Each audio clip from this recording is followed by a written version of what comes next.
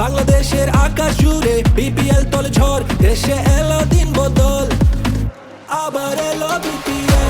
Bangladesh premier লিগের বা বাংলাদেশের শীর্ষস্তরের পেশাদার টি-20 ক্রিকেট লিগের ১১তম আসর শুরু হবে আগামী ৩০ ডিসেম্বর। মিরপুর শেরে বাংলা স্টেডিয়ামে ডাবল রাউন্ডরবিন ও প্লে-অফ ফিগারের উদ্বোধনী ম্যাচে অংশ নিবে ফরচুন বরিশাল বনাম দুর্বার রাজশাহী। ম্যাচটি শুরু হবে দুপুর ১টা ৩০ মিনিটে। একই দিনে সন্ধ্যা ৬টা ৩০ মিনিটে অপর ম্যাচে অংশ নেবে রংপুর রাইডার্স বনাম ঢাকা ক্যাপিটালস। মোট ৭টি দলের ৪৬ ম্যাচের এই টুর্নামেন্ট শেষ হবে আগামী বছরের ৭ ফেব্রুয়ারি।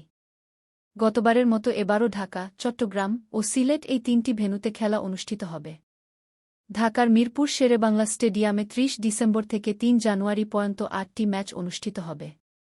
এরপর ৬ থেকে ১৩ জানুয়ারি পর্যন্ত ১-২টি ম্যাচ হবে সিলেট আন্তর্জাতিক স্টেডিয়ামে। এরপর বিপিএল যাবে বন্দর নগরী চট্টগ্রামে। সেখানকার জহুর আহমেদ চৌধুরী স্টেডিয়ামে ১৬ থেকে ২৩ জানুয়ারি হবে ১২টি ম্যাচ। এরপর আবার ঢাকায় চলে আসবে বিপিএল এবং বাকি গুরুত্বপূর্ণ ম্যাচগুলো ঢাকায় অনুষ্ঠিত হবে। এবার জেনে নিই দলের ক্যাপ্টেন এবং উল্লেখযোগ্য প্লেয়ারের নাম। Fortune Barishal captain Tamim Iqbal. উল্লেখযোগ্য player Mushfiqur Rahim, Najmul Hossain Shanto, Towhid Hridoy, Mahmudullah Riyad, Taijul Islam, David Malan. Khulna Tigers captain Mehedi Hasan Miraz. উল্লেখযোগ্য player Afif Hossain, Hasan Mahmud, Imrul Kayes, Rubel Hossain, Mohammad Nawaz, Lewis Gregory.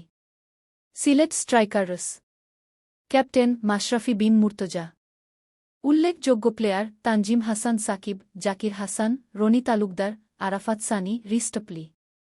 Rangpur Riders captain Nurul Hasan Sohan. উল্লেখযোগ্য প্লেয়ার মেহেদী Hasan, Soumya Sarkar, Iftikhar Ahmed, Alex Hales. Chittagong Kings captain Shakib Al Hasan. উল্লেখযোগ্য player Shoriful Islam, Shamim Hossain, Moeen Ali, Angelo Mathews, Haider Ali, Graham Clark. Dhaka Capitals captain Liton Das. উল্লেখযোগ্য player Mustafizur Rahman, Johnson Charles, Thisara Perera. Durbar Rajshahi captain Taskin Ahmed. উল্লেখযোগ্য প্লেয়ার এনামুল হক বিজয়, ইয়াসির আলী, শাদ নাসিম। আপনার পছন্দের দল কোনটি এবং কোন দলটিকে শক্তিশালী মনে হয় কমেন্ট করে জানাতে পারেন।